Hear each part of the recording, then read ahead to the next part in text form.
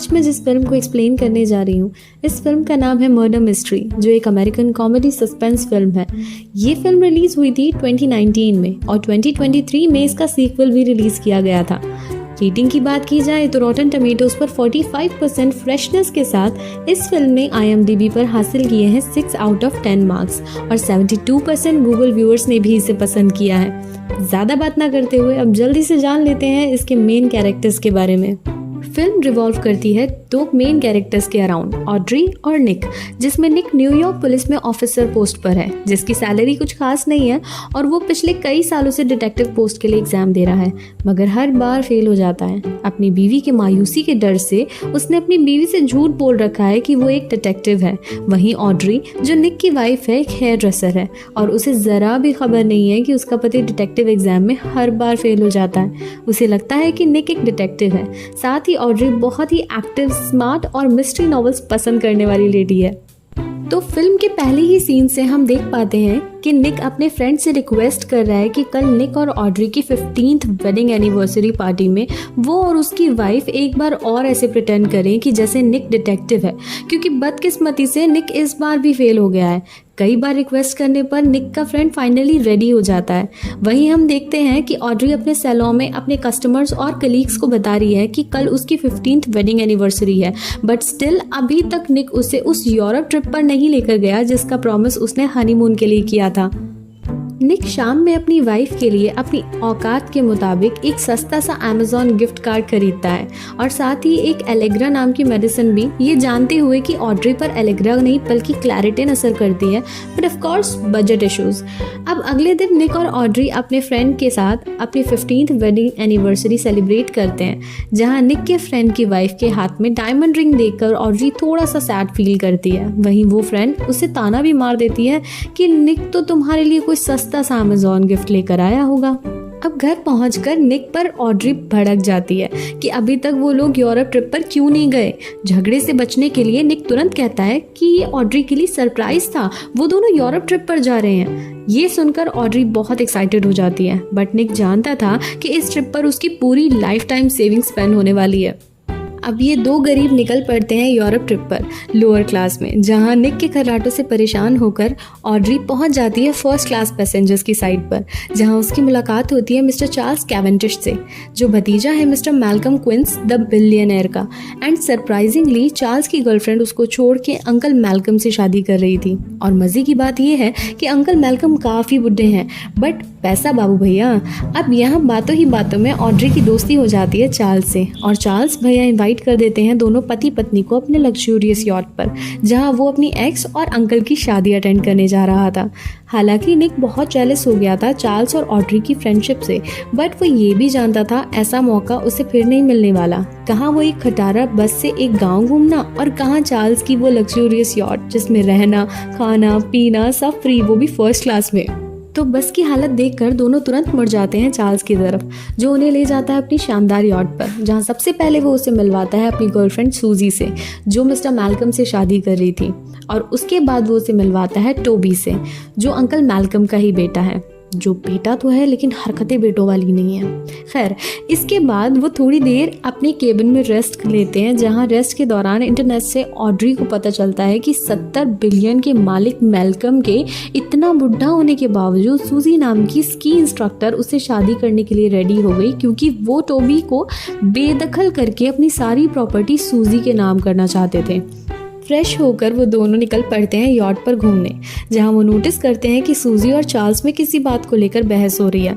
वो उन दोनों के पास जा पाते इससे पहले ही निक का ध्यान चला जाता है सन बात ले रही ग्रेस बैलेट पर, जो एक अमेरिकन एक्ट्रेस है। वो दोनों कुछ देर उससे बात करते हैं, फिर विकिपीडिया पर चेक करने पर वो नोटिस करते हैं कि बैलेट उसका ओरिजिनल सरनेम नहीं है।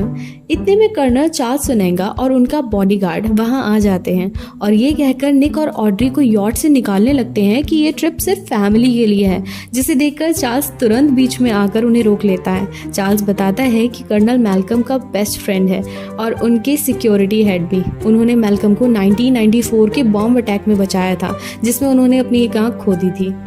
फिर चार्ल्स उन्हें मिलाता है मेरे पर्सनल फेवरेट कैरेक्टर महाराजा विक्रम शिवम गोविंदन महानगर मुंबई से। ये सीन बहुत ही अच्छा है, आप लोगों को एक बार ज़रूर देखना चाहिए। वह जानबूझ के महाराजा बार बार प्रणाम करने के लिए झुकता है, जिसे देखकर निक और ऑड्री भी झुकते हैं। महाराजा को अंग्रेज़ों को अपने सामने झुकाने में एक अलग ही मज़ा आ रहा होता है। विक्रम इस फिल्म का बेस्ट कैरेक्टर लगा मुझे पर्सनली। अब निक बताता है कि वो एक पुलिस ऑफिसर है, तो विक्रम पूछता है क्या उसे शूटिंग आती है, जिस पर ऑड्री उसका मजाक बनाते हुए कहती है कि निक का निशाना बहुत ख़राब है। अब निक और ऑड्री पहुंचते हैं मैल्कम और सूजी की वेडिंग में, जहां उनकी मुलाकात एक नए कैरेक्टर से होती है जिसका नाम है वॉन कार्लोस। वॉन एक रेसर है जो इंग्लिश नहीं जानता, सिर्फ लैटिन जानता है। वहाँ पुश्तैनी खंजर भी दिखाया जाता है जो मैल्कम के पूर्वजों को क्वीन से मिला था। इतने में मैल्कम और सूजी हॉल में आ जाते हैं। आते ही मैल्कम अनाउंस करता है कि वहाँ मौजूद सभी लोग उससे किसी न किसी जरिए जुड़े हुए हैं। जैसे कर्नल ने उसकी इतने साल हिफाजत की, टोबी उसका बेटा है, हालांकि बेटों जैसी हरकतें नहीं हैं, फिर भी चार्ल्स उसका भतीजा है। विक्रम बिजनेस के थ्रू वॉन उसके लिए रेसेस जीतता है और ग्रेस उसकी नज़र में कमाल की एक्ट्रेस है, मगर बावजूद इसके सभी उसकी नज़र में बेकार हैं। इसलिए शादी करते ही वो सब कुछ सूजी के नाम कर देना चाहता है और बाकी सबको वो बेदखल कर देगा। ये सुनते ही ग्रेस गुस्से में वहाँ से चली जाती है।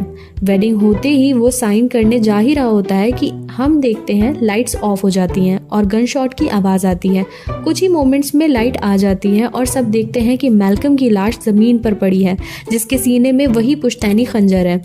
वेडिंग सीन ट्रांसफॉर्म हो चुका था क्राइम सीन में।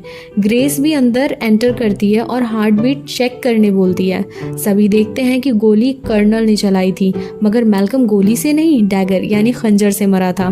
अब इन सब की बेवकूफ़ी देखिए कि कर्नल डैगर निकालकर वापस उसके सीने में घोंप देता है और सूजी और ग्रेस जो अभी अभी लौटी थी, दोनों मैल्कम के कपड़ों की तलाशी लेते हैं। और दूसरी तरफ टोबी वो विल के पेपर चेक करता है कि कहीं मैल्कम ने उन पर साइन तो नहीं कर दिया। वाह वाह रे दुनिया वाह, सच में लीच हैं ये लोग। अब ये सब हड़कंप देखकर निक तुरंत उन्हें बॉडी से किसी भी तरह की छेड़छाड़ करने से मना करता है और सभी को उनके केबिन्स में लॉक होने के लिए बोलता है, क्योंकि वो सारे लोग सस्पेक्ट्स बन चुके थे। फिर बड़े चिल्ड वे में ऑड्री के साथ खाना खाने चला जाता है और कहता है कि अब पुलिस का वेट करो, वही आके इन्वेस्टिगेशन करेगी। खाना खाते हुए ऑड्री कहती है कि ज़रूर इस मर्डर में 2 लोग शामिल हैं, वरना चाकू मारने वाले को कैसे पता कि लाइट जाने वाली है। निक का केस में कोई भी इंटरेस्ट ना देखकर ऑड्री नाराज हो जाती है कि खुद डिटेक्टिव होते हुए भी निक इन्वेस्टिगेट क्यों नहीं कर रहा और बार बार पुलिस को बुलाने क्यों कह रहा है। खैर, निक को टोबी पे शक होता है क्योंकि वो मैल्कम का बेटा है और ये शादी होने से वो प्रॉपर्टी से पूरी तरह बेदखल हो जाता। इतने में ही एक गन शॉट की आवाज़ आती है और जाकर देखने पर पता चलता है कि टोबी ने अपने आप को गोली मार के सुसाइड कर लिया है, तो वो सस्पेक्ट लिस्ट से बाहर हो गया। अब मोनाको पुलिस इंस्पेक्टर वहां आकर अपनी इन्वेस्टिगेशन स्टार्ट करते हैं। सभी के बयान लेने के बाद इंस्पेक्टर का पूरा शक घूम जाता है निक और ऑड्री की तरफ, क्योंकि वो गरीब हैं। मे भी किसी ने उनको सुपारी दी हो मैल्कम को मारने की, क्योंकि वो कंप्लीट स्ट्रेंजर्स थे जो अचानक 10 घंटे पहले उनकी शिप पर आ गए। साथ ही इंस्पेक्टर उन्हें टोबी का टाइप किया हुआ सुसाइड नोट भी दिखाता है, जिसमें लिखा था कि मर्डर उसी ने किया है, मगर ऐसा जनरली होता नहीं है। ऑड्री के बार बार सफाई देने पर भी इंस्पेक्टर उनकी एक नहीं सुनता और निक से अकेले में कहता है कि निक झूठा है और कोई डिटेक्टिव नहीं है। ये बात वो जानता है, हालांकि उसके पास सबूत नहीं है, मगर शक के आधार पर वो उनके पासपोर्ट को जब्त कर रहा है। निक और ऑड्री को अच्छी तरह समझ में आ गया था कि वो एक बहुत बड़ी प्रॉब्लम में फंस चुके हैं, तो वो दोनों एक बार खुद से इन्वेस्टिगेशन करना स्टार्ट करते हैं और अलग अलग होकर सबसे पूछताछ करते हैं। अब हर सस्पेक्ट उन्हें अलग ही परसेप्शन दिखाता है। जैसे विक्रम को लगता है कि मर्डर वॉन कार्लोस ने किया है, क्योंकि उसके पिता की टांगें मैल्कम की वजह से एक्सीडेंट में चली गई थी। फिर वो कहता है कि हो सकता है कर्नल ने मारा हो, क्योंकि उसकी भी एक आंख चली गई थी। फिर ग्रेस से पूछने पर वो कहती है कि चार्ल्स ने ये प्रॉपर्टी और सूजी के लिए किया हो सकता है। इसी तरह शक की सुई सभी पर घूमती रहती है, क्योंकि हर एक के पास मैल्कम और टोबी को कत्ल करने का कोई ना कोई ठोस कारण जरूर था। अब ये सब पता करके दोनों अपने रूम पर पहुंचते हैं कि इतने में उन्हें एक लेटर मिलता है जिसमें उन दोनों को रूम नंबर 802 में बुलाया गया था। रूम में जाते ही उन्हें कर्नल के बॉडीगार्ड मिलता है, जो उन्हें कर्नल का एक राज बताना चाहता था। जब 1994 में कर्नल ने बॉम्ब ब्लास्ट में मैल्कम को बचाते हुए अपनी आंख खोई थी, तो वो 9 महीने कोमा में रहा था। जिस दौरान उसकी मंगेतर मैडलिन ला बटालियर ने मैल्कम से शादी कर ली थी। ये देखकर कर्नल को बहुत सदमा लगा था। उसके बाद कर्नल ने कभी भी मैडलिन का नाम नहीं लिया। वहीं मैडलिन एक लड़के को जन्म देते हुए मर गई थी और वो बच्चा भी मर गया था। एक दिन कर्नल नशे में अपने बॉडीगार्ड के पास पहुंचकर बोला कि अगर उसे मौका मिला तो वो मैल्कम को जरूर मार देगा। यहाँ शक की सुई घूम जाती है कर्नल पर, क्योंकि उसके पास एक ठोस वजह थी। इससे पहले कि वो बॉडीगार्ड की बातों को रिकॉर्ड कर पाते, गेट नॉक होता है। बॉडीगार्ड खतरा भाग पर उन्हें अलमारी में छुपने के लिए कहता है। वो छुपते ही है कि कोई गोली मारकर बॉडीगार्ड को भी मार देता है। लीजिए, एक और विकेट डाउन। वो अपनी जान बचाने के लिए विंडो से भागते हैं, जहां बीच में एक रूम में कर्नल उन्हें फ्लॉस करते हुए दिखता है। जबकि अगर कर्नल मर्डरर है तो अटैक की टाइमिंग को ध्यान रखते हुए देखा जाए तो वो अपने रूम में हो ही नहीं सकता, मतलब कर्नल भी मर्डरर नहीं है। अब नेक्स्ट रूम खाली देखते ही वो विंडो से उसके अंदर जाकर बेड के नीचे घुस जाते हैं, जहां वो विक्रम और ग्रेस को अंदर आकर रोमांटिक होते हुए देखते हैं, मतलब वो भी मर्डरर नहीं हो सकते। अब वहाँ से निकलकर वो एक बार में बैठते हैं कि टीवी पर उनके वांटेड होने की न्यूज़ देखकर दोनों चौंक जाते हैं। और इतना ही नहीं, इंस्पेक्टर ये भी बता देता है कि निक स्पिट्ज डिटेक्टिव नहीं है। ऑड्री ये सुनकर इतना ज़्यादा नाराज़ हो जाती है कि वो उसे वहाँ अकेला छोड़कर चली जाती है। दोनों बहुत ही उदास होते हैं कि तभी निक देखता है कि दूर बैठी ऑड्री को चार्ल्स अपने साथ कार में कहीं ले जा रहा है।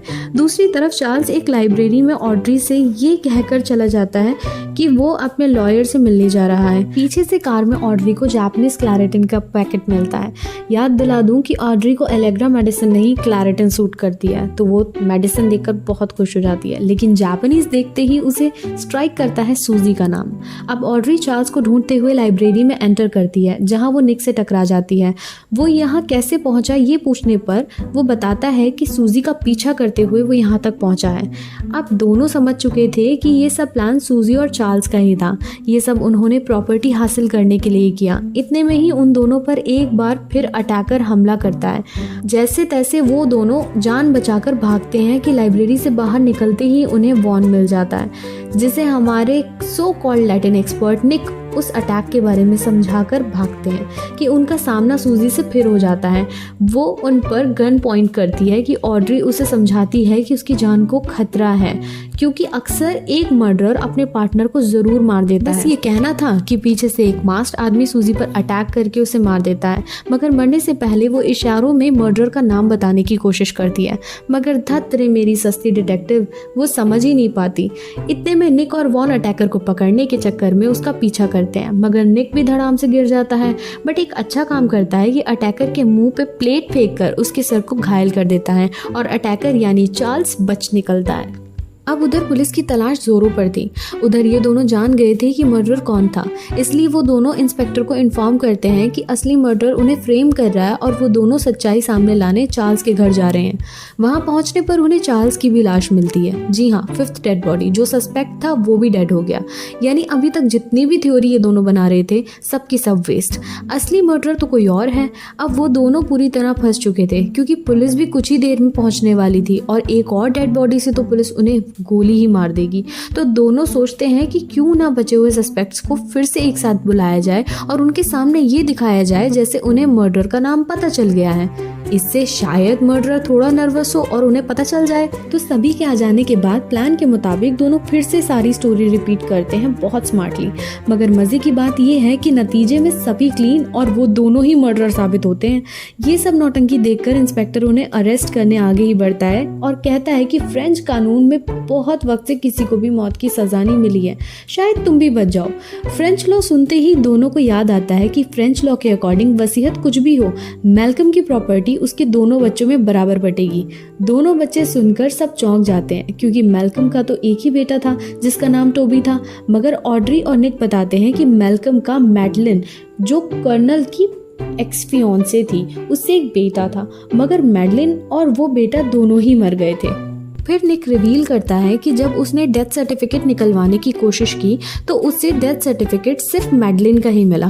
इसका मतलब वो बेटा जिंदा था। मगर अगर वो बेटा था तो मैल्कम ने उसे क्यों छोड़ा, क्योंकि मैल्कम को तो बेटा ही चाहिए था। इसका मतलब वो लड़का नहीं लड़की थी, और जब उसे छोड़ दिया गया तो मतलब उसने अपना नाम भी बदला होगा, और सस्पेक्ट्स में नाम बदलने वाली तो एक ही लड़की थी, जो कि ग्रेस बैलर्ड थी और ग्रेस का नाम उसकी फर्स्ट मूवी में ग्रेस ला बटालियर था, यानी वो मैडलिन ला बटालियर की ही बेटी थी। ग्रेस ये सब सुनकर तुरंत बोलती है कि हाँ वो उनकी बेटी है, मगर फिर भी ये मर्डर्स उसने नहीं किए क्योंकि मैल्कम के मर्डर के टाइम रूम में वो थी ही नहीं और बॉडीगार्ड के मर्डर के टाइम भी वो विक्रम के साथ थी। इसके जवाब में ऑड्री बोलती है कि मर्डर में भी टोबी ने किया था, लेकिन तुमने बाहर जाकर लाइट्स बंद की थी ताकि तुम दोनों भाई बहन पैसा बांट सको, मगर पैसे की लालच में तुमने उसे भी मार दिया। फिर बॉडीगार्ड तो बेचारा बकरा बन गया, असल में तो निशाना निक और ऑड्री थे और विक्रम को तो वो निक और ऑड्री पर अटैक के बाद मिली थी ताकि उसके ऊपर किसी को शक ना हो। सब यही सोचे कि ग्रेस रात भर विक्रम के साथ थी। सब कुछ कहने के बावजूद भी ग्रेस बिल्कुल भी नर्वस नहीं होती और निक और ऑड्री के प्लान को उल्टा करते हुए बहुत रिलैक्स्ड और चिल्ड वे में कहती है कि हाँ वो उसके फादर हैं और उसकी प्रॉपर्टी पे पूरा हक अब ग्रेस का ही है। इसके बावजूद भी मर्डर उसने नहीं किया है। ये कहकर बस वो वहाँ से जाने ही लगती है कि निक को याद आता है कि ब्लो डार्ट से अटैक करने वाले इंसान के सर पर चोट ज़रूर होगी क्योंकि निक ने उसके सर पर प्लेट मारी थी। निक ग्रेस से अपनी हैट हटाने को कहता है और इंस्पेक्टर के ज़बरदस्ती उसकी हैट हटाने के बाद उन्हें वो निशान दिख जाता है। ग्रेस अचानक अटैक करके ऑड्री को गन पॉइंट पर ले लेती है कि निक एक ख़राब शूटर होने के बावजूद उसे शूट करके घायल कर देता है और अपनी बीवी को बचा लेता है। अब निक और ऑड्री दोनों बरी हो गए थे क्योंकि असली मर्डरर उन्हें मिल चुका था। अब सीन शिफ्ट होता है और हम देखते हैं कि इंस्पेक्टर, ऑड्री, निक, विक्रम और वॉन ये पांचों ड्रिंक कर रहे हैं और रिलैक्स कर रहे हैं, चिल कर रहे हैं और ऑड्री वॉन को इंग्लिश में थैंक यू बोल के उसे कॉम्प्लीमेंट देती है जिसका रिस्पॉन्स लैटिन में वो देकर निकल जाता है। तभी विक्रम को स्ट्राइक होता है कि बॉडीगार्ड के अटैक वाले दिन ग्रेस बेडरूम में आने से पहले 1 घंटे तक उसके साथ बार में थी, तो उस पर अटैक कैसे कर सकती थी। तभी उन्हें वॉन का ध्यान आता है कि उसे तो इंग्लिश नहीं आती, तो उसने अभी जवाब कैसे दिया, उसे समझ में कैसे आया कि ऑड्री क्या कह रही थी। तभी वो इंस्पेक्टर को हॉस्टेज बनाकर उन सबको बताता है कि कैसे उसने ग्रेस को समझाया कि वो टोबी को मैल्कम का मर्डर करने के लिए कन्विंस करे और ब्लो डार्ट अटैक वाले दिन उसी ने निक को गिराया कि वो ग्रेस को पकड़ ना सके और उसी ने ग्रेस के साथ मिलकर चार्ल्स को भी जहर दे दिया था। उसने पूरा ख़ानदान अपने पापा का बदला लेने के लिए तबाह कर दिया। अब यहाँ एक अच्छा खासा चेजिंग सीन होता है जिसके एंड में वॉन की कार का एक्सीडेंट हो जाता है, बट लकीली इंस्पेक्टर और वॉन दोनों बच जाते हैं और वॉन जैसे ही कार से बाहर निकलकर निक और ऑड्री को शूट करने आता है वैसे ही मूवी की स्टार्टिंग वाली वो खटारा बस उसे ठोक देती है एंड फाइनली इंस्पेक्टर भी निक और ऑड्री का फ़ैन बन जाता है और उन्हें उनका पासपोर्ट रिटर्न करके वापस न्यूयॉर्क भेज देता है। इस तरह ये सस्पेंस कॉमेडी फिल्म पूरी होती है जो हमें हंसाने के साथ साथ सस्पेंस का मज़ा भी देती है। एक बार तो ये फिल्म आपको ज़रूर देखनी चाहिए अगर आपको हल्की फुल्की कॉमेडी और सस्पेंस पसंद है तो। वीडियो पसंद आई हो तो like, comment and share with your friends. Subscribe करना बिल्कुल मत भूलना। Thanks for watching. मिलते हैं अगली वीडियो में, तब तक के लिए बाय बाय।